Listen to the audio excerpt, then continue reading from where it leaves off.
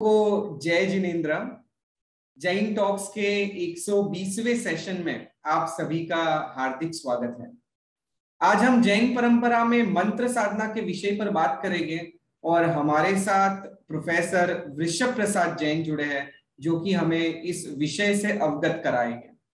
Professor साहब, Jain talks के इस मंच के ऊपर मैं आपका हार्दिक स्वागत करता हूं।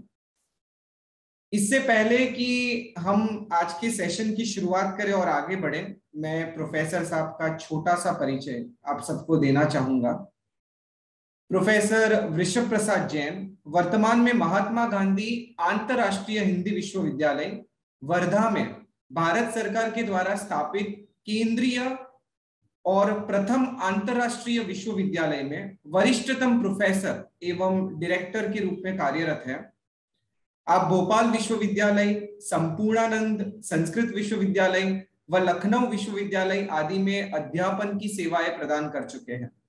आपने भारतीय विश्वविद्यालय संघ यानी कि एसोसिएशन ऑफ इंडियन यूनिवर्सिटी के सलाहकार के रूप में भी कार्य किया है।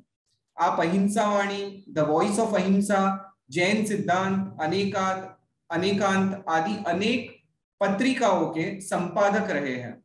आपने संपूर्ण विश्व और विशेषकर अमेरिका एवं यूरोप के विभिन्न देशों की अनेक यात्राएं की है और निरंतर व्याख्यान वगैरह से वहां के लोगों को भी लाभान्वित किया है। आपने भारतीय भाषाओं को रोमन में लिखे जाने के लिए जिनवाणी फॉन्ट का विकास किया। उत्तर प्रदेश के माननीय राज्यपाल द्वारा बाहुबलियम काव्य रचना पर उत्तर प्रदेश संस्कृत एकेडमी की ओर से आपको संस्कृत साहित्य पुरस्कार से सम्मानित किया गया। इसी प्रकार के कई पुरस्कारों से आपको अलग अलग संस्थाओं के द्वारा सम्मानित किया गया, जिसकी सूची बहुत बड़ी है और हमें बहुत गौरव हो रहा है इस बात के ऊपर कि आज आप जैन टॉक्स के मंच पे हमारे साथ जुड़े हैं और आपने आपका कीमती समय निकाला है। सो पुनः प्रोफेसर साहब, मैं आपका जैन टॉक्स के इस मंच के ऊपर स्वागत करता हूं और आपसे निवेदन करता हूं कि आज के टॉक सेशन की शुरुआत करें। वेलकम प्रोफेसर साहब। जे झाणा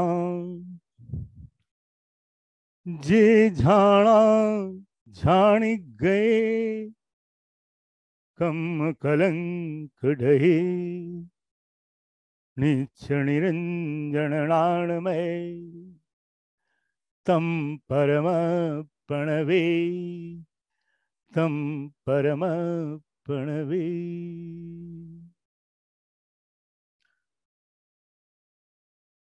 इस संस्था के प्रधान रमेश शाह जी और जैन फाउंडेशन के इस पूरी वक्तव्य श्रृंखला के संयोजक मेरे प्रिय श्री नील शाह जी और आप सब मित्रों,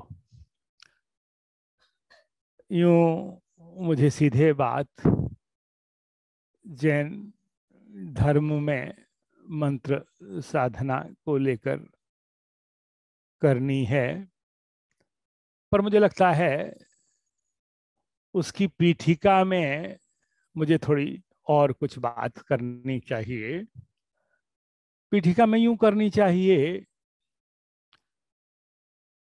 कि जैन धर्म भारत में जन्मा, भारत में पला बढ़ा और समृद्ध होता हुआ धर्म है। चूंकि भारतीय धर्म है तो भारतीय धर्मों में मंत्र की साधना के संदर्भ में जैन मंत्र साधना की अगर हम बात करेंगे तो शायद अधिक प्रासंगिक होगी। इसलिए आज के शीर्षक में आज के व्याख्यान का जो प्रमुख शीर्षक होगा वह होगा भारतीय धर्म और मंत्र। हम इस मैं एक पीपीटी शेयर करना चाह रहा हूं, अगर आप अनुमति देंगे तो अच्छा लगेगा। जी जी प्रोफेसर साहब, जी जी। तो पहली साइड लाओ।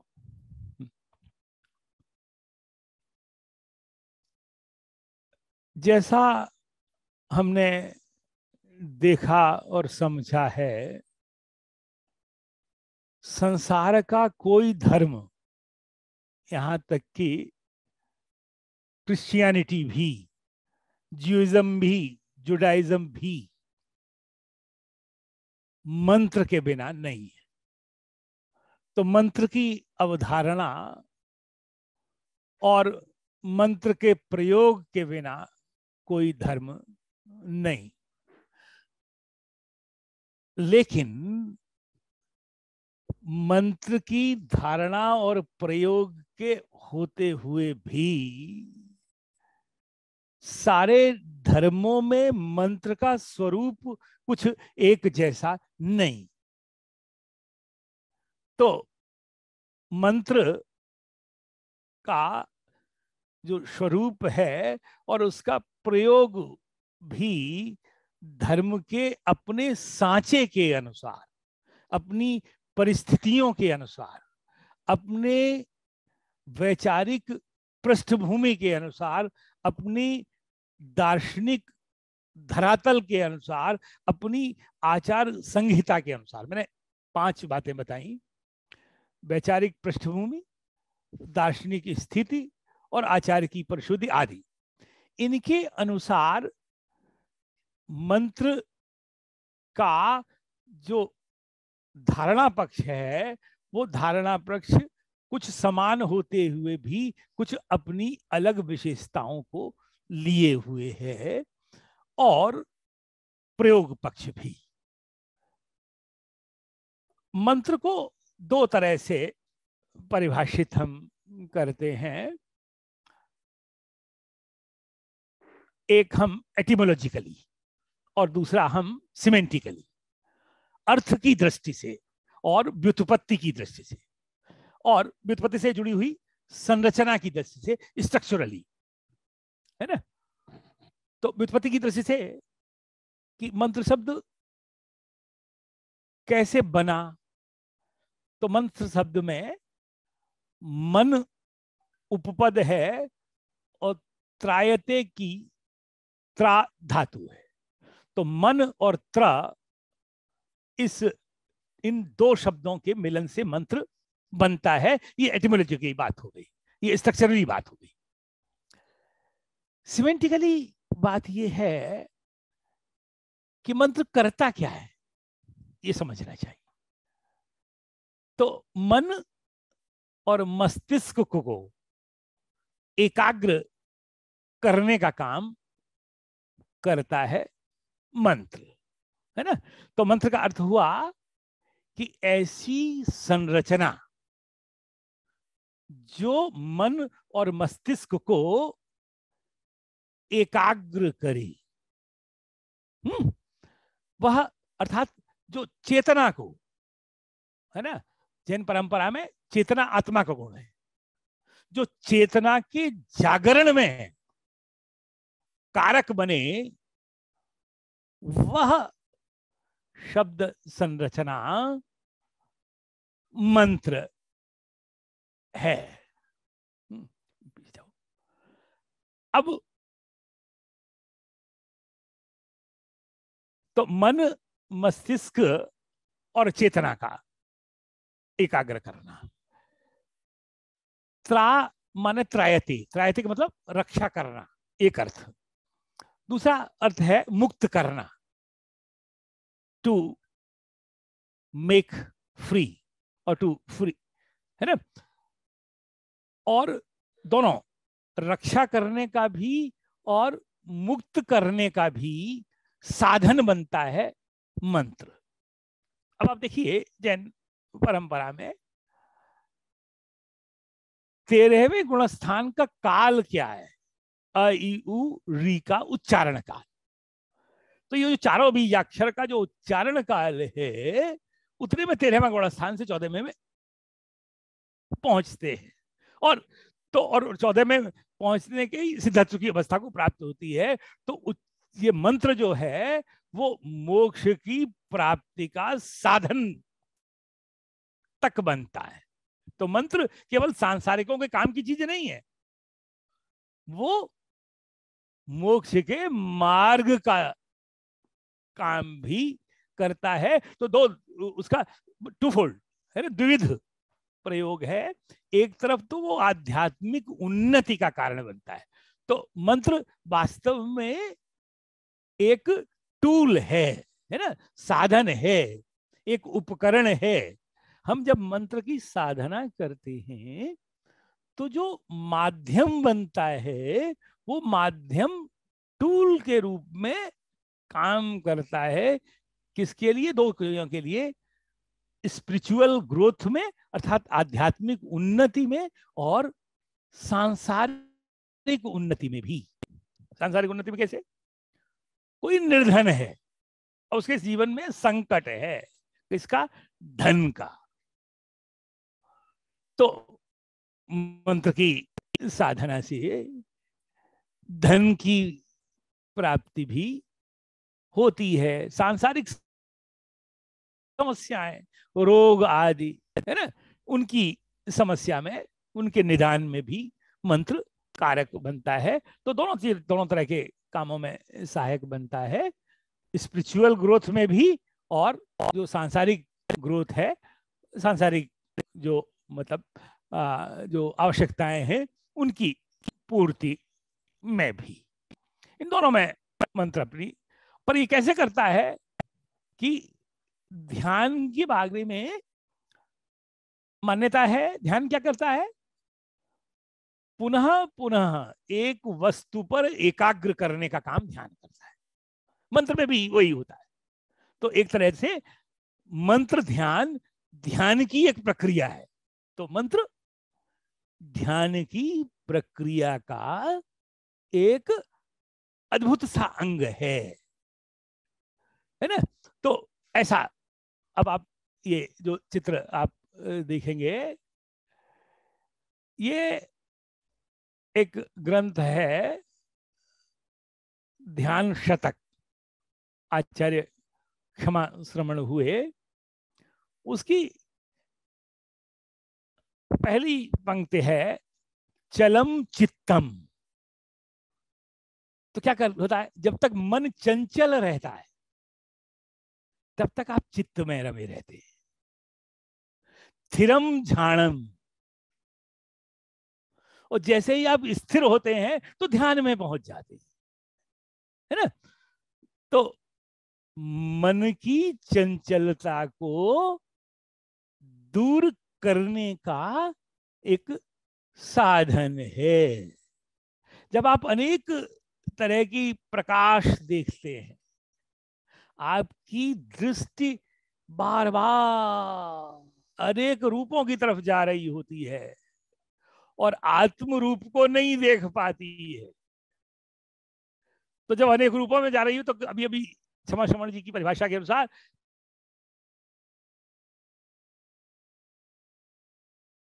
तब तक आप चित्त में रमे रहे हैं, तब तक आप संसार, आत्म रूप द्रव्य पर आपकी वो दृष्टि जाती है तो आप ध्यान में रमने लग जाते हैं, और उस ध्यान में रमाने का काम करता है मंत्र। ठीक, इतनी बात मैं समझता हूं स्पष्ट हुई होगी। अब थोड़ा सा और बड़े परिदृश्य में जाते हैं। विभिन्न धर्मों में, मैंने अभी आपसे कहा ना, कोई दुनिया का धर्म नहीं, क्रिश्चियनिटी, जुडाइज्म, है ना, इन सब में भी मंत्र है। पर अभी उन मंत्रों की बात नहीं करते, अभी भारतीय संदर्भों से बात करते हैं। वैदिक संदर्भ में, चूंकि वैदिक में परंपरा में ईश्वर परमेश्वर ही प्रमुख, तो वहां वो जो मंत्र है वो परमेश्वर ईश्वर से जोड़ने का काम करता है। किससे? परमेश्वर और ईश्वर से। बौद्ध परंपरा में वही जो मंत्र है वो बुद्धत्व की, निर्वाण की प्राप्ति का साधन है ना। तो बात साफ हो गई, वहां ईश्वर से जुड़ाव का साधन है और यहां बुद्धत्व की, है ना, बोधि की प्राप्ति का, निर्वाण की प्राप्ति का साधन है। ये बुद्धिज्म और वैदिक परंपरा में अंतर है। जैन परंपरा में मैंने अभी आपसे कहा कि जब दृष्टि बाहर से हटकर अपनी तरफ होने लगती है और जब अपने में आप रमने लगते हैं तो कर्म आपके कटने लगते, तो कर्म के दहन का कारण है, अर्थात मोक्ष की प्राप्ति का कारण है ना। ऐसा अद्भुत, ऐसी अद्भुत संकल्पना है मंत्र की। अब ये जो मंत्र है, ये मंत्र सारी परंपराओं में एक जैसे भी नहीं है, पर कुछ एक समान भी है, कुछ लेकिन वैचारिक दृष्टि से कहीं कहीं मिलते भी हैं और कहीं कहीं अलग भी होते हैं। कहीं कहीं उनके प्रयोग का ढंग है ना, प्रविधि मतलब मेथोडोलॉजी, हाउ टू प्रोनाउंस ए मंत्र, है ना, कहीं मेथोडोलॉजी समान है, कहीं मेथोडोलॉजी डिफरेंट भी है, कहीं प्रयोग भी समान है और कहीं प्रयोग भिन्न भी है। तो एक ही मंत्र है ना, पर उस मंत्र के कंसेप्चुअल फ्रेम अलग है ना, उसका फिलोसॉफिकल थॉट डिफरेंट है, भिन्न है, उसकी यूजिंग मेथोडोलॉजी भिन्न है, उसके यूजिंग रेफरेंसेस भिन्न है ना। ये सब चीजें भिन्न भिन्न भी हैं और कुछ कॉमन भी हैं। हो क्या रहा है कि जो बारीकी है एक एक मंत्र को लेके, कुछ एक की बारीकियों की बात हम आपसे यहां करेंगे, क्योंकि बहुत सब तो कर पाना संभव नहीं। कल हमारे जो इस पूरे विचार को आगे ले जाने वाले हमारे प्रिय नील जी ने मेरे सामने एक सवाल रखा कि कितने दिन की टॉक्स रखी जा सकती हैं, तो हमने कहा 365 दिन की क्योंकि ये तो ऐसा अनंत विषय है, जब तक मोक्ष की प्राप्ति न हो जाए या मोक्ष मार्ग पर न चल पड़े, ध्यान की एकाग्रता बनी रहे या ध्यान की एकाग्रता के पथ पर चलते रहें, तब तक बात की जा सकती है और तब तक प्रयोग किए जा सकते हैं। इतना अनंत संसार है मंत्र का। मंत्र का व्याकरण अलग है, ये सामान्य भाषा का व्याकरण मंत्र पर लागू नहीं होता। अब मंत्र व्याकरण का मंत्र पंचाध्यायी है, वो 5 अध्यायों में बटी हुई है और उसमें सैकड़ों सूत्र हैं जो मंत्र के गठाव की बात करते हैं, है ना, स्ट्रक्चर ऑफ मंत्र की बात करते हैं। उसकी भी कभी कभी आपसे बात करेंगे, पर मुझे लगता है अभी तो नहीं, थोड़ी सी बात यहां हमने रेफरेंस भर कुछ आपको दिया। अब थोड़ी और आगे चलते हैं। एक बहुत प्रसिद्ध मंत्र, बीज मंत्र है ओंकार। ओंकार प्राय भारत की सभी परंपराओं में ओंकार का प्रयोग है। अब ओंकार के प्रयोग को हम 3 परंपराओं से खास करके लेते हैं, जो प्राचीन परंपराएं, एक वैदिक परंपरा या हिंदू परंपरा, दूसरी बौद्ध परंपरा और तीसरी जैन परंपरा। और जैन परंपरा का बहुत कुछ वैदिक परंपरा में भी गया। तो इसलिए ये जो तीनों परंपराएं हैं, ये परंपराएं मंत्र की साधना को लेकर भिन्न भिन्न परंपराएं भी हैं, और इन तीनों परंपराओं ने एक दूसरी परंपरा को समृद्ध भी किया है, जोड़ा भी है। लेकिन इस जुड़ाव में जो बड़ी बात है वो ये है कि अपने पहचान को खोया नहीं। पर आज संकट ये है कि इन तीनों परंपराओं के मंत्रों की जो अपनी अपनी पहचान है, उसके जानने वाले लोग बहुत कम रह गए हैं, विरल हैं, दे आर रेयर। तो चूंकि रेयर हैं, तो इन परंपराओं को भी, परंपराओं का घालमेल भी बहुत हुआ है ना। बड़ा वैसा शब्द है घालमेल, मतलब ऐसा एक दूसरे के साथ कि हम पहचान ही नहीं पा रहे हैं कि हम जैन मंत्र का उच्चारण कर रहे हैं कि बौद्ध मंत्र का उच्चारण कर रहे हैं कि हम वैदिक मंत्र का उच्चारण कर रहे हैं। अब आप पहला जो बिंदु है उस पर देखिए, ओम। अब ये ओ के बाद में 3 की गिनती है ना, और दूसरे में ओ के बाद में वो 3 की गिनती गायब है, ठीक है। और तीसरे में आप देख रहे हैं पंचाक्षरी। अब मेरे मन में एक सवाल उठा। वो सवाल कब उठा? लगभग 20 वर्ष पहले। मैंने कहा तीनों परंपराओं में ओम का प्रयोग है, पर तीनों परंपराओं में उच्चारण एक जैसा होता। अब एक उच्चारण से 3 अर्थ कैसे होंगे?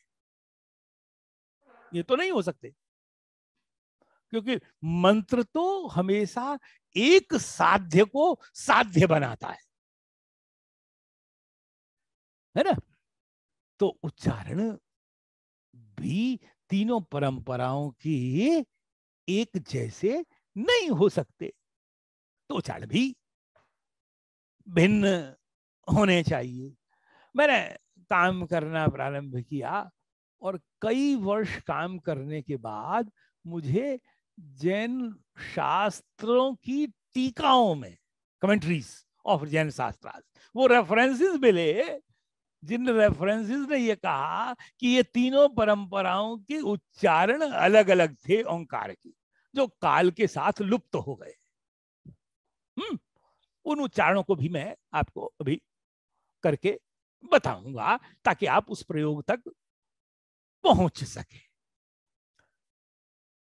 तो 2 बातें साफ एक हुई कि ये 3 परंपराओं में ओंकार, एक 3 की संख्या वाला जो वैदिक परंपरा वाला, एक में 3 संख्या के बिना जो बौद्ध परंपरा वाला, और कुछ एक हिंदू परंपरा में भी ये ओंकार दूसरा वाला, और पहला वाला वैदिक परंपरा वाला, और तीसरा वाला शुद्ध रूप से जैन परंपरा वाला जो पंचाक्षरी। अब जो पहला वाला ओंकार है वो ब्रह्मा, विष्णु और महेश का वाचक है, ठीक है। कौन सा वाला? जिसमें 3 की संख्या लिखी है, किसका वाचक है? जो वैदिक परंपरा का है, ब्रह्मा, विष्णु और महेश। और त्रिवेद का वाचक है,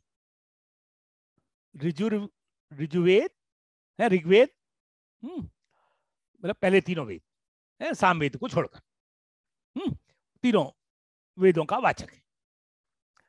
दूसरा ओंकार जिसमें 3 की संख्या नहीं है, ये बुद्ध का वाचक है, बौद्ध परंपरा का है। और ये वैदिक परंपरा का भी जो एकेश्वरवाद है, जहां एक ही ईश्वर को माना जाता है, वो एकेश्वरवाद वाली वैदिक परंपरा का वाचक है। इसलिए मैंने वहां हिंदू और बौद्ध दोनों लिखा है। ये जो पंचाक्षरी ओंकार है, ये जैनों की समस्त परंपराओं का वाचक है। पर ये पंचाक्षरी ओंकार जैनों की इन परंपराओं में भी उच्चारण के धरातल पर सभी साधक करते हों ऐसा तथ्य नहीं रह गया, क्योंकि पता ही नहीं है। पर शास्त्रों में इसके उल्लेख हैं। अब चलते हैं, इनके प्रयोग भी मैं भी आपको कराऊंगा, है ना। थोड़ी देर प्रयोग पर भी बात करते हैं, अब और थोड़ा सा आगे बढ़ते हैं। मैं दो बीजाक्षरों को लेकर बात करूंगा, एक ओम बीजाक्षर और दूसरा ह्रीम बीजाक्षर। ये समस्त भारतीय परंपराओं बौद्ध बुद्धिज्म में भी है, वैदिक में भी है, जैन में भी है, इसकी भी थोड़ी सी बात करूंगा। जैनों में यही ओंकार नवकार मंत्र का वाचक भी है और नवकार मंत्र अलग से भी है, ठीक है। ये जो वैदिक ओंकार है वो गायत्री मंत्र का वाचक भी है और गायत्री मंत्र अलग से भी है ना। कितना आप देखिए कैसे हम, मतलब वहां स्वयं तो जो जो ये जो ओंकार और ह्रीम है ये बीज मंत्र हैं, क्योंकि इनको बीजाक्षर कहा गया, ठीक है। तो बीज मंत्र भी है और स्वतंत्र मंत्र भी है, ये सारी परंपराओं में समान है। और बुद्ध की परंपरा में ओम बिना तीन की संख्या वाला ओम भी है जो बुद्धत्व का वाचक है, और बुद्धम शरणम गच्छामि इसका लक्ष्य भी बुद्धत्व की प्राप्ति है। कैसा है ना, मतलब परंपराएं कैसे एक दूसरे के समानांतर और साथ साथ चलती, पर अपनी पहचान खोती नहीं, अपनी पहचान बनाकर रखती। ऐसी अद्भुत दृष्टि है, अद्भुत संकल्पना है, अद्भुत विचार है मंत्र के शास्त्र का। अब और थोड़ा आगे चलते हैं। हमने अभी भी आपसे कहा चलम चित्तम थिरम झाणम, तो मैंने कहा आपसे कि मंत्र ध्यान की एकाग्रता का साधन है। अगर आप सम्यक उच्चारण करते हैं, अब यहां समझने की बात है, सम्यक उच्चारण करते हैं तो सम्यक ध्यान का कारण बनता है, प्रशस्त ध्यान का कारण बनता है। और आप ठीक से उच्चारण नहीं कर पाते, दोषपूर्ण उच्चारण करते हैं, तो वही मंत्र ध्यान, मंत्र की साधना, कुध्यान, अप्रशस्त ध्यान, ध्यान तो उससे भी होता है अगर अशुद्ध उच्चारण कर रहे हैं, पर वो अप्रशस्त ध्यान का कारण बनता है। वो कर्म निर्जरा का कारण न बन के कर्म बंधन का कारण बन जाता है। सामान्यतः सम्यक उच्चारण करते हैं मंत्र का, मंत्र की सम्यक साधना करते हैं, तो वो संसार से बिलगाव का कारण, अर्थात मुक्त, उसे तो मुक्त कराना है ना। तो जब तक आप संसार से मुक्त नहीं होंगे तब तक आप मोक्ष के मार्ग पर बढ़ेंगे कैसे। तो मंत्र सांसारिक चीजों से अलग भी करता है। अब एक उदाहरण लीजिए, उदाहरण है बच्चा, जिस पर आगे कभी बात करेंगे, छोटा सा उदाहरण यहां दे रहे हैं। बच्चा बीमार है, अस्पताल में भर्ती है और जीवन और मृत्यु से झूल रहा है, वेंटिलेटर पर है, कभी सांस आ जाती है, कभी चली जाती है। पूरे पारिवारिकों का ध्यान बच्चे के जीवन पर होने वाली घटनाओं के साथ बंधा रहता है।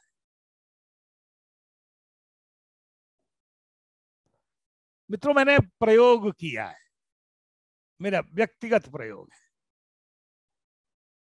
मेरे पिता लंबे समय हृदय रोगी रहे, कई बार लगता था कि अब प्राण गए, अब प्राण गए, अब प्राण गए, ऐसी स्थितियां होती थी और खूब हुई।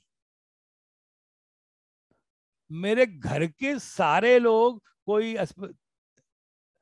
चिकित्सक के पास दौड़ता था, कोई कुछ करता था, कोई उनका मतलब पीठ पर हाथ फेरता था, कोई कुछ, और मैं मंत्र साधना के लिए बैठता था। और एक नहीं, कम से कम 100 से अधिक बार ऐसा हुआ कि हम मंत्र साधना के लिए बैठे और वो उनको उनका रोग एकदम थोड़ी देर में ही वो सामान्य हो गए।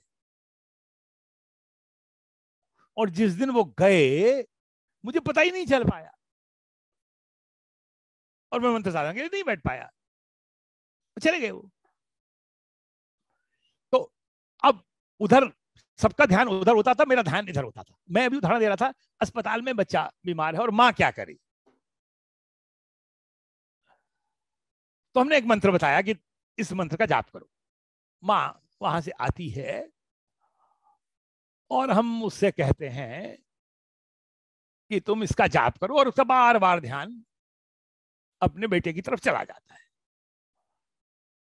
और जैसे ही उसका ध्यान एकाग्र होता है, और जितना एकाग्र होता है उतना बच्चा ठीक होता है। ये एक नहीं, हजारों प्रयोग ऐसे मेरे भारत में और भारत के बाहर अमेरिका में और यूरोप में लोगों ने उसके प्रत्यक्ष हुए।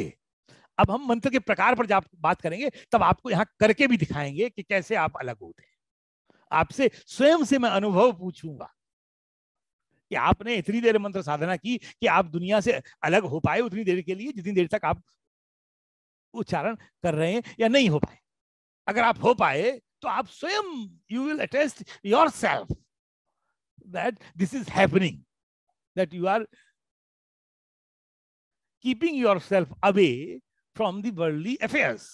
और ये जो दुनिया का जो सांसारिक चीजें हैं उनसे आपने कैसे अलग कर लिया। अब तो इस सब से होता क्या है, ये संसार से आपको सांसारिक चीजों से अलग करता है। और जब सांसारिक से अलग करता है तो दूसरी तरफ अपने से जोड़ता भी है ना। किसे करता है, संसार से अलग करता है और अपने से जोड़ता है। तो जब अलग हो गए, तो जब खिड़कियां बंद हो गई तो आत्मदर्शन होने लगा। तो आत्म दर्शन का कारण बनता है ये मंत्र, ऐसा अद्भुत है। अब तो इसमें 3 काम होते हैं। अब ठीक से मंत्र का उच्चारण करते हैं तो आपकी वाणी का शुद्धिकरण होता है। आप जिस शरीर से आप आराधना मंत्र की साधना कर रहे हैं उस शरीर का शुद्धिकरण होता है। अगर शरीर में रोग है तो रोग दूर होता है।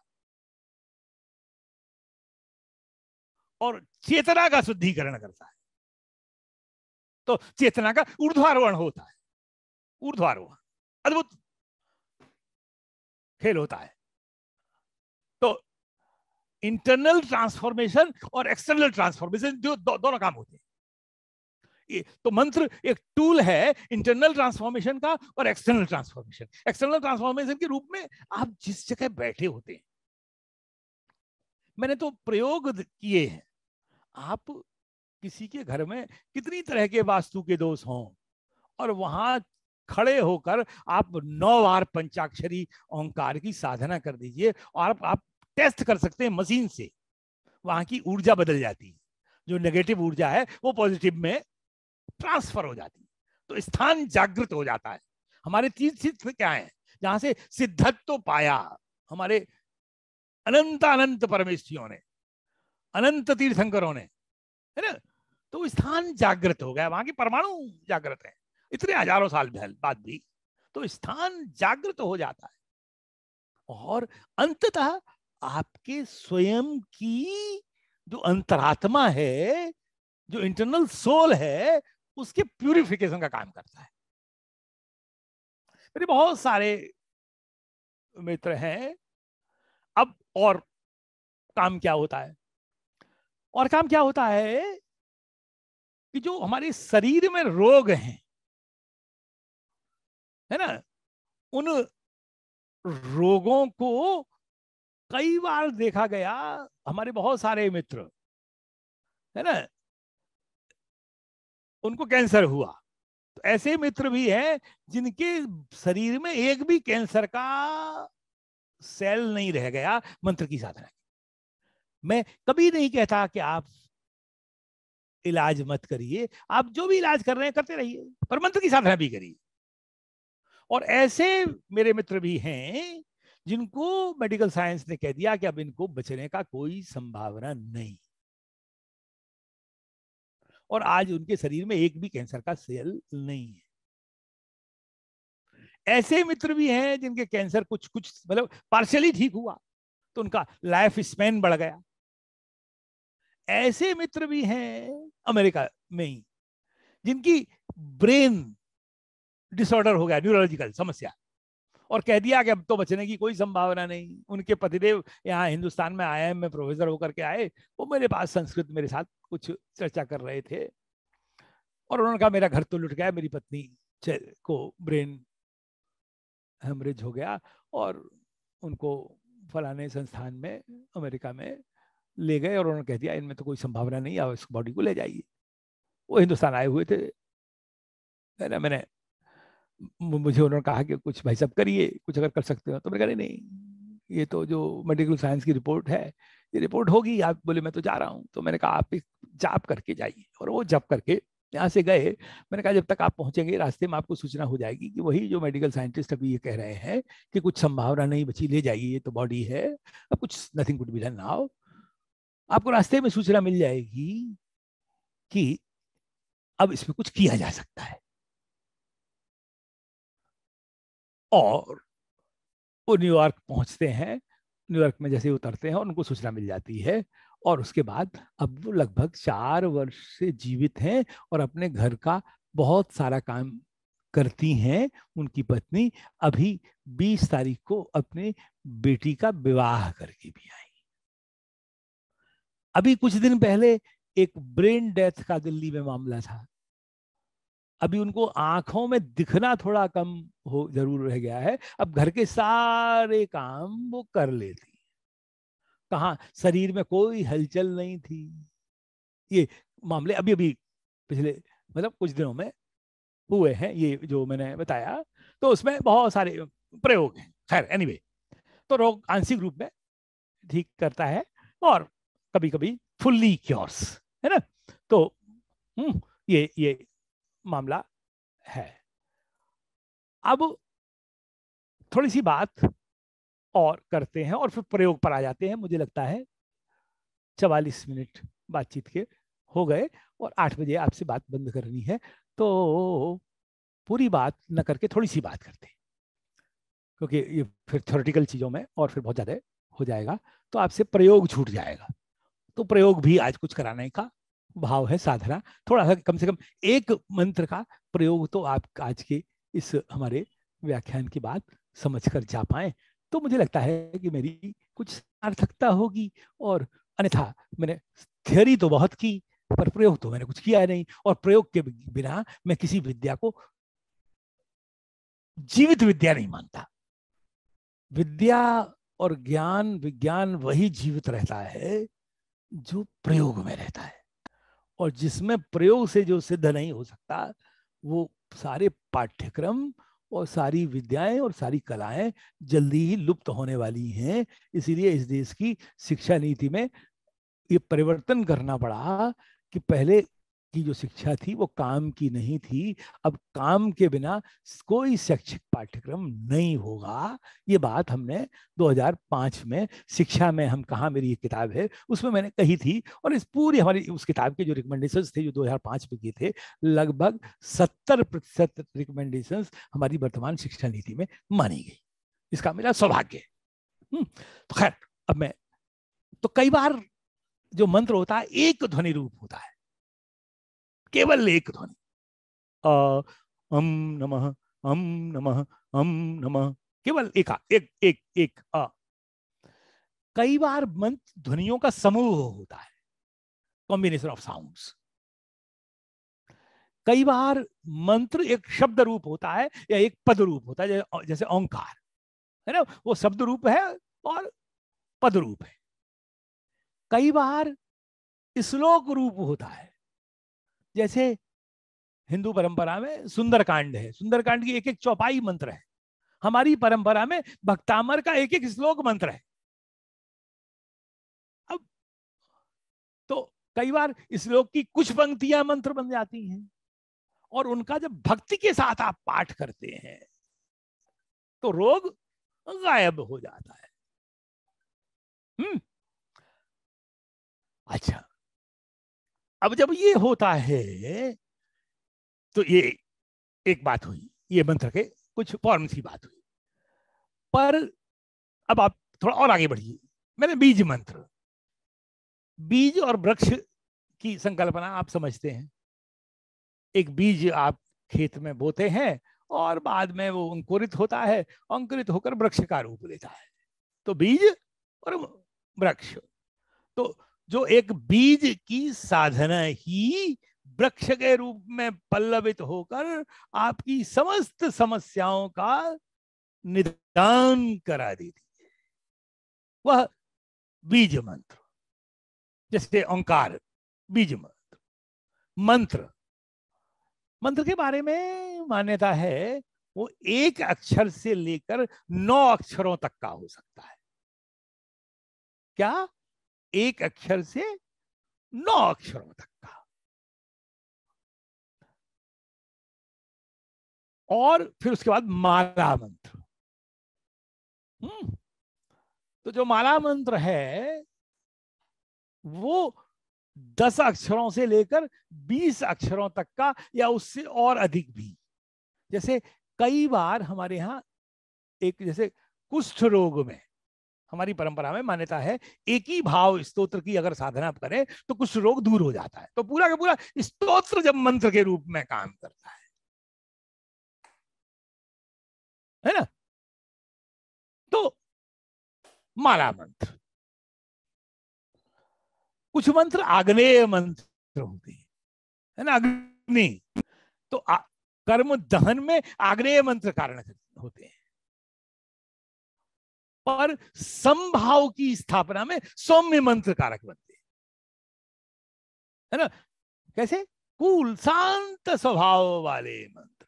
तो अग्नि स्वभाव वाले मंत्र भी और शांत स्वभाव वाले मंत्र भी, है ना। ऐसे ये मंत्र की परंपरा है ना।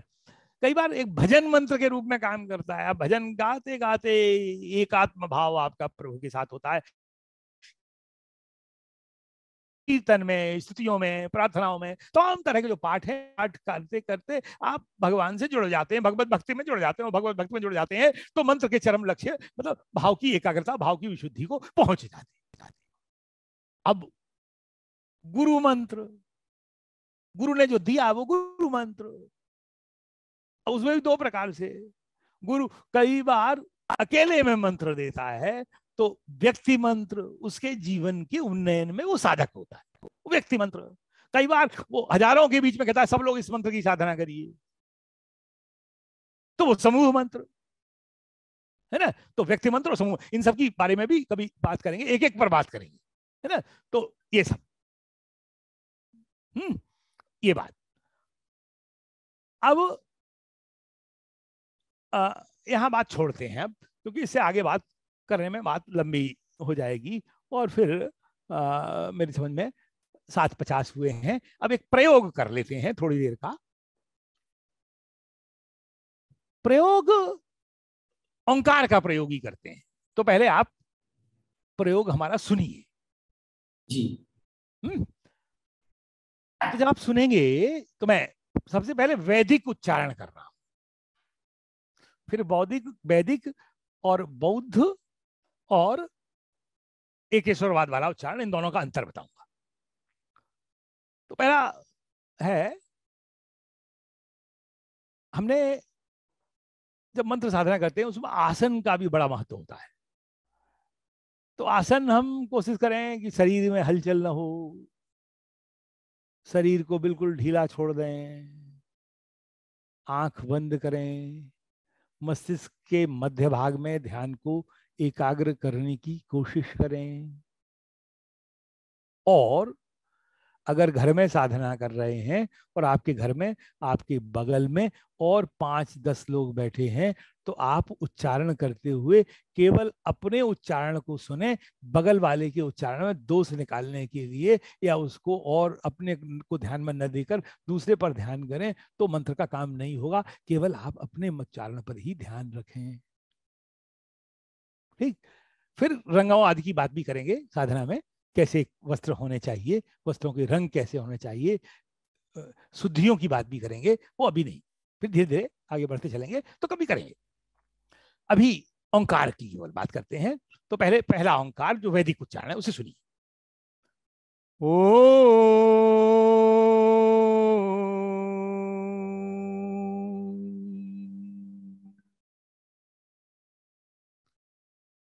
ओ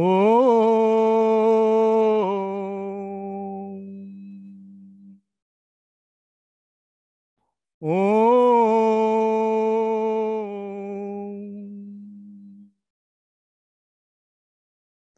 इस उच्चारण में आपने सुना कि ओ को हम 3 मात्रा तक खींच कर ले गए। दूसरे में अब दूसरा उच्चारण सुनिए। ओम ओम ओम ओम ओम।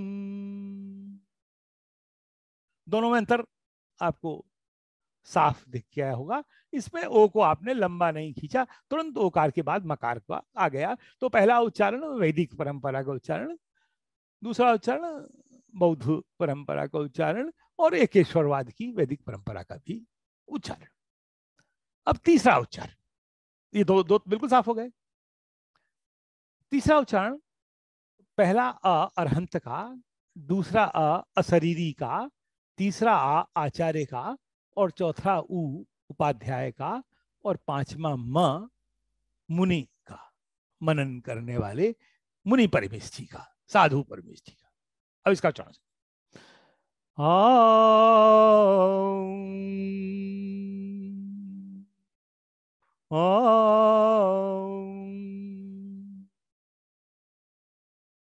अब तीनों सुनिए। ओम ओम ओम ओम। तीनों में अंतर आपको दिखाई दिया होगा। मेरे जो कैंसर के प्रयोग हैं उसमें पंचाक्षरी ओंकार की साधना ने अद्भुत परिणाम दिलाए। वो और त्रिअक्षरी में नहीं मिलते, द्विअक्षरी में भी नहीं मिलते। तो आप थोड़ी देर 9 बार या 27 बार मैं यहां से पाठ करता हूं, आप जहां बैठे हैं आंख बंद करके मेरे साथ पाठ करिए और फिर आपसे 5 मिनट सवाल कि आपका अनुभव कैसा हो। ठीक है। तो हम आपको पंचाक्षरी की ही साधना करवाते हैं। जी।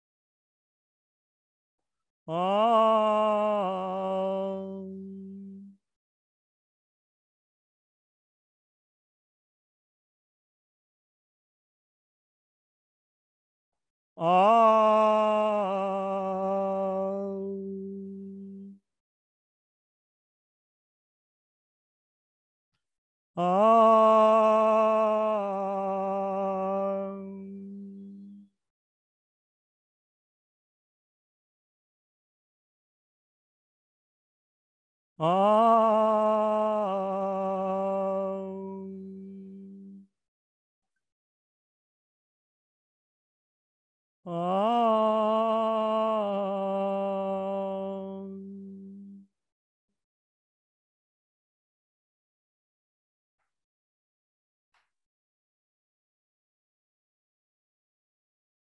तीन बार और उच्चारण करके इसे पूरा करेंगे।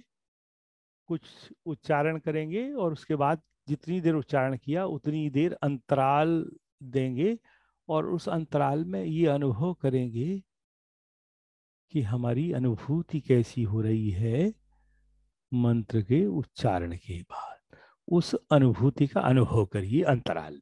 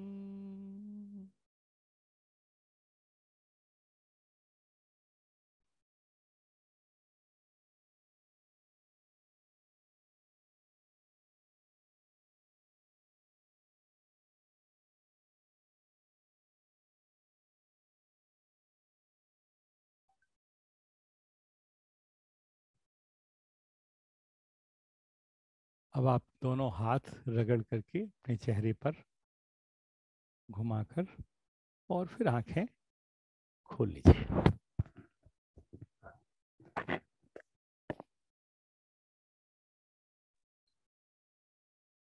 थोड़ा वॉल्यूम बढ़ाएगा प्रोफेसर साहब, आपका थोड़ा वॉल्यूम लो आ रहा है। कोई मित्र अपने अनुभव को साझा करना चाहें तो दे कैन, और ही और सी कैन शेयर हिज और हर एक्सपीरियंस। जी मैं जी समझता हूँ मैं अपनी कुछ बात आपसे कह सका। मैं कितनी कह सका, कितनी ठीक से कह सका, मैं नहीं जानता। मैंने कोशिश जरूर की है कि मैं अपनी बात, अपनी क्या, मेरी कोई बात नहीं, शास्त्रों की और परंपरा की बात आप तक पहुंच पाए। I had tried my best. I जी डोंट नो जी हाउ कुड आई, प्रोफेसर साहब, हाउ कुड आई। सबसे पहले तो बहुत बहुत धन्यवाद प्रोफेसर साहब आपका। बहुत ही अच्छा फील हो रहा है। आप चैंटिंग कर रहे थे, हम सिर्फ सुन रहे थे, तो भी ऐसे लग रहा था कि मन के सब विकल्प शांत हो रहे हैं, यानी मन एकदम शांत हो रहा है, ऐसे अनुभव हो रहा था। दो तीन जनों ने हैंड भी रेस किया है, तो उनके अनुभव भी हम शेयर करवाएंगे। और बहुत सारे प्रश्न भी आए हैं प्रोफेसर साहब। मुझे ऐसे लग रहा है कि इतने सारे प्रश्न कैसे लिए जाएंगे, पर आप अनुमति दे तो मैं कुछ चार पांच प्रश्न लेना चाहूंगा। जरूर जरूर जरूर जरूर जी जरूर जी। जरूर। सो प्रोफेसर साहब, एक प्रश्न ये आया है कि यदि किसी अनजान व्यक्ति की स्वास्थ्य लाभ के लिए मंत्रोच्चारण करते हैं, तो क्या मंत्र की तरंगे उस व्यक्ति तक पहुंच पाती है? बिल्कुल। मैंने ऐसे प्रयोग, जैसे मैंने आपको बताया ना, मैंने ऐसे प्रयोग खूब किए हैं। नाम थोड़ा कहना यहाँ व्यवहारिक नहीं होगा इंडिविजुअल का। मेरे में एक मित्र टेक्सास में, मेरे मतलब ग्रैंडफादर के वो मित्र रहे हैं, और मेरे भी मित्र रहे हैं। उम्र में मेरा 25-30 वर्ष का अंतराल भी है। उनकी पत्नी को सबसे पहले कैंसर डायग्नोज हुआ, और वो मेडिको डॉक्टर भी हैं। तो उन्होंने मुझे कहा कि भाई साहब कुछ करिए। मैं तो जानता नहीं था कुछ किया जा सकता है मंत्र से।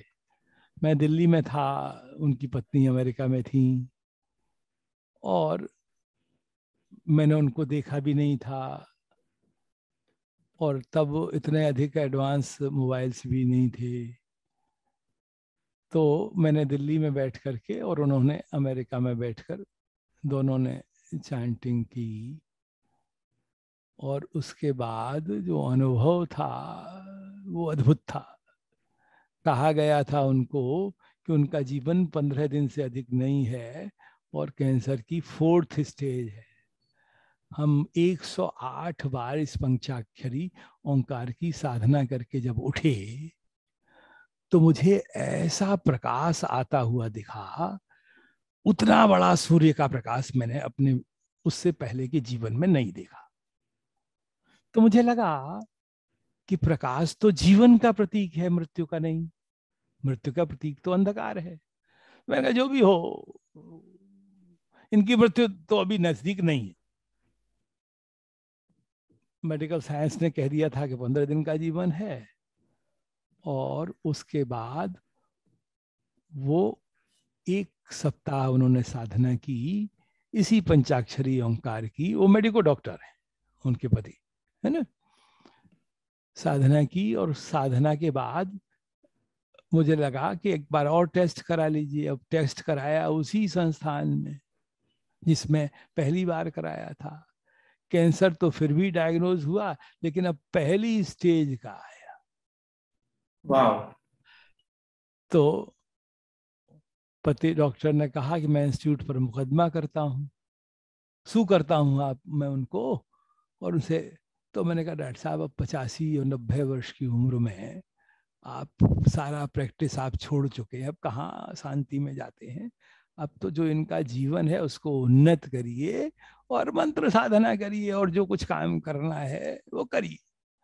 तो लगभग 6.5 वर्ष वो भाभी जी जीवित रहीं। मैं उनके घर भी उस बीच में 2 बार गया और उनके बच्चे कोई सेटल नहीं थे, सारे बच्चों को स्थापित किया और पति को सारा व्यापार पैसा के सारी व्यवस्था की। और उसके बाद अमेरिका की धरती पर अन्न जल छोड़ते हुए सल्लेखना पूर्वक 3 दिन पहले उन्होंने जल भी छोड़ दिया था और 5 दिन पहले औषधियां भी छोड़ दी थी और सल्लेखना पूर्वक अंतिम दिन ओंकार की साधना भी, जिस दिन उन्होंने शब्द बंद किया, बोले भाई साहब अब आज आपसे बात अंतिम हो गई है और डॉक्टर साहब से और क्षमा मांग लेती हूँ। और उन्होंने शरीर छोड़ा। तो जी जी पहली बार दिल्ली में बैठकर उनके लिए साधना की और उसका परिणाम मिला। जी जी बिल्कुल प्रोफेसर साहब। मुझे लगता है आपके प्रश्न का उत्तर थोड़ा मैं दे पाया हूँ। मेरे अनुभव का भी विषय था, इसलिए मैं सीधे सीधे उत्तर दे पाया। जी एक प्रकार से डिस्टेंस हीलिंग हो गया जी प्रोफेसर जी साहब। जी जी जी बिल्कुल जी जी। बिल्कुल सो बिल्कुल। प्रोफेसर साहब, एक प्रश्न ये आया है कि अगर मंत्र इतने पावरफुल हो सकते हैं तो हम कर्म सिद्धांत में मानते हैं, तो जी कर्म और मंत्र का तालमेल कैसे करेंगे? इतना ज्यादा तालमेल है, समस्या क्या है कि उसे हमने समझा नहीं है। तालमेल ये है कि आप, मैं आपको एक और तीसरे धरातल पर थोड़ा ले चलता हूँ, ज्योतिष के धरातल पर ले चलता हूँ और कर्म के धरातल पर ले चलता हूँ और मंत्र के धरातल पर, इन तीनों को जोड़ करके बात करता हूँ तो आप समझ पाएंगे। एक वृत्त है वो 360 डिग्री में गोला, ठीक है। 12 राशियां हैं तो 12 में 360 का आपने भाग दिया तो एक राशि के लिए डिग्रीज मिली 30, ठीक है। अब 30 के भी 4 हिस्से, तो 0 से 7.5, 7.6 से, मुझे पानी ला दो, 7.6 से 15 तक और 15.1 से 22.5 तक और 22.6 से 30 पॉइंट तक। तो 0 से 7.5 तक बाल ग्रह होता है, 7.6 से 15 तक युवा ग्रह होता है और 15.1 से 22.5 तक वृद्ध ग्रह होता है और 22.6 से 30 तक मृत ग्रह होता है। पार्श्वनाथ भगवान के ऊपर कमठ का उपसर्ग कैसे हो गया? अगर सब कुछ मंत्र से टल सकता था तो तीर्थंकर ने ऐसी साधना क्यों नहीं की कि उनके ऊपर उत्सर्ग टल जाता? पर नहीं कर सकते थे। क्यों नहीं कर सकते थे? जब ग्रह युवा का युवातम होता था, मैंने क्या कहा, 7.6 से 15 तक होता है। तो मेरे अनुभव में आया है कि जब 12 से 17.5 डिग्री के बीच का ग्रह होता है तो कोई मंत्र काम नहीं करता, और अगर काम कर पाता होता तो संसार में मृत्यु होना बंद हो जाता। तो मंत्र की भूमिका, मंत्र कब तक काम करता है? और हर व्यक्ति के जीवन में 4 बार क्या होता है? मृत्यु का योग बनता है। कोई पहले योग में चला जाता है, कोई दूसरे में जाता है, कोई तीसरे में जाता है, चौथे में सब चले जाते हैं। तो वही आयु कर्म बंध के जो निषेक हैं, वो मृत्यु योग तो है पर इतने प्रबल नहीं है कि वो पहले में ले जा पाए। तो उस समय मंत्र साधना साधन बन जाती है, और एक अवस्था होती है जहां मंत्र साधना साधन नहीं बन सकती। तो कुल मिलाकर बात यूं हुई कि 75 जो 100 है, 100 में से 75% कामों में मंत्र साधना साधन बनती है और 25 में नहीं बनती। ठीक है ना बात? तो कर्म कर्म, अब एक गिलास पानी है, अब जब आप आधे गिलास तक मीठा है तो आधा आप सामान्य मिला देते हैं तो मिलकर भी थोड़ा मीठा रह जाता है। पर अगर 75% पानी में मीठा मिलाते हैं, 25% सादा पानी मिलाते हैं, तो वो मीठा नहीं रह पाता। तो कर्म का अंतरण भी होता है, कर्मांतरण। तो कर्म सिद्धांत ऐसे घटता है, अद्भुत है, पर वो सूक्ष्मता आप जानते हो। हम उस पर भी बात करेंगे आपसे। एक एक कर्म की प्रकृति को लेकर भी बात की जा सकती है, पर उतना समय और धैर्य भी चाहिए और उतना अध्ययन भी चाहिए। मैं तो अभी उतना पढ़ा लिखा नहीं हूं, हाँ, क्योंकि बहुत समय से इस काम में हूं, तो लेकिन शास्त्रों में वो बहुत निगदित है। तो कई बार हम, इसलिए मैं कोशिश करता हूं कि शास्त्र के संपर्क में रहकर ही मैं आपसे बात करूं, और मैं समझता हूं मैंने उस ढंग से बात रखी भी है। तो मैं समझता हूं कि आपको आपके प्रश्न का थोड़ा उत्तर मैं दे पाया हूं। जी जी, बिल्कुल बिल्कुल प्रोफेसर साहब, हम ऐसे कह सकते हैं कि मंत्र साधना के द्वारा हमारे जो अशुभ कर्म है उसका संक्रमण हो जाता है शुभ में। बिल्कुल तो बिल्कुल ये साधन बनते हैं कर्म बिल्कुल के संक्रमण के लिए। बिल्कुल बिल्कुल बिल्कुल। जी जी प्रोफेसर साहब अगला क्वेश्चन ये आया है कि अलग अलग बीज मंत्र कौन से हैं और बीज मंत्र किसने दिए, और बीज मंत्र किस तरह हमें आध्यात्मिक उन्नति में सहायक बनते हैं? लगता है इसका छोटा उत्तर देंगे, बहुत बड़ा उत्तर तो आगे पता चलेगा, अभी कई सारे व्याख्यानों के बाद अभी वो मिलने वाला नहीं है। छोटा, हमारी जो वर्णमाला है उसमें मंत्र अनुशासन है, जो मंत्र का व्याकरण है, सर्वे अक्षराः बीजाक्षराः, ये सूत्र है मंत्र के व्याकरण का, शास्त्र का। उसे क्या कहा? हमारी प्राकृत और संस्कृत की जो वर्णमाला है, उस वर्णमाला के सभी अक्षर बीज मंत्र हैं। एक एक अक्षर, और एक एक अक्षर के अलग अलग रूप भी। जैसे अभी मैंने आपको औम के उच्चारण में अ अलग से बीज मंत्र है और आ अलग से बीज मंत्र है। आ भी बीज मंत्र है और अकार भी, छोटा आ भी बीज मंत्र है।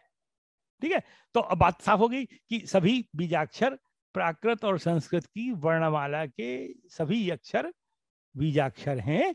जैन शास्त्र, मंत्र शास्त्र, परंपरा के अनुसार, और उसकी साधना अलग अलग, बीजाक्षर के रंग अलग हैं, प्रकार अलग है उसकी साधना का, और उसकी साधना अलग अलग आनंद की अनुभूति कराती। जी जी प्रोफेसर साहब, तो प्रश्न ये आया वापस, तो फिर कुछ ही शब्दों को, कुछ ही अक्षरों को क्यों इतना हाईलाइट किया जाता? ऐसा नहीं, कुछ को किया ही नहीं जाता, सबको किया जाता है। हम करते, हमने सबके प्रयोग को सीखा नहीं है। हम सबके प्रयोग को सीखते जाएंगे, करते जाएंगे तो सब कर पाएंगे। पर कौन से, अब जैसे ओंकार कहा तो वो क्या है, कई अक्षर मिलकर के, है ना, हमने कहा ना कॉम्बिनेशन ऑफ साउंड्स, तो ओंकार अब अधिक प्रभावशाली है ना, क्योंकि वो सभी का बीज, बीजों का बीज मंत्र है ना। तो हर मंत्र के प्रारंभ में वो लगता है, उसका स्थान भी निश्चित है। किसी भी मंत्र में वो बीच में प्रयोग नहीं होता, वो सबसे पहले लगता है है ना। जी तो ये उसकी मान्यता है ना। हमने अभी जाना नहीं है, इसलिए कुछ का अधिक महत्व है, क्योंकि उनके प्रयोग के बारे में हमने जाना है और अनुभव किया है। ठीक है, बिल्कुल बिल्कुल प्रोफेसर साहब, एक लास्ट क्वेश्चन लेना चाहूंगा। प्रश्न ये आया है कि आप मंत्रों के पीछे फिलोसॉफिकल एस्पेक्ट को और थोड़ा इलैबोरेट कीजिए ना। हाँ, मैंने अभी वैसे किया भी है। फिलोसॉफिकल एस्पेक्ट क्या है?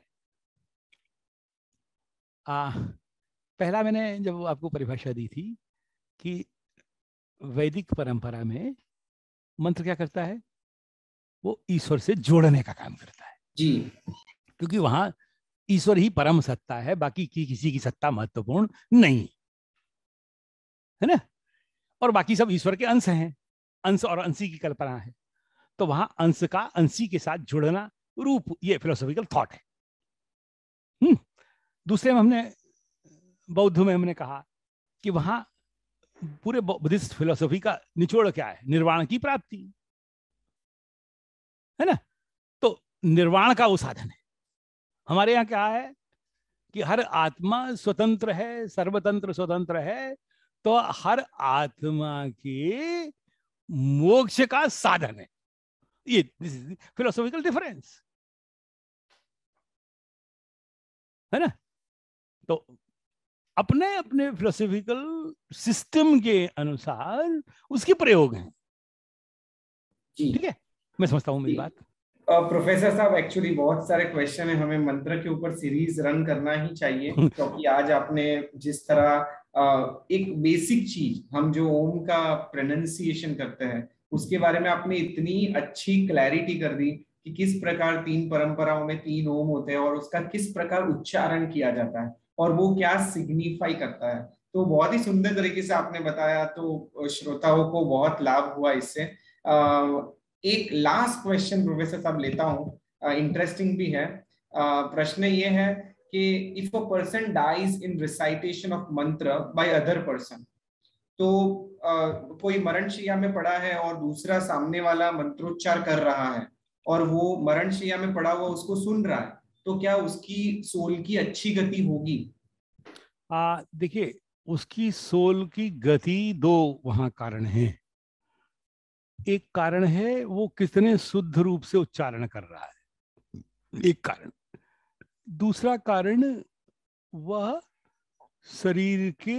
शरीर और आत्मा को अलग मानते हुए उस उच्चारण को से जुड़ते हुए शरीर छोड़ने की क्रिया कर रहा है, जागृत है।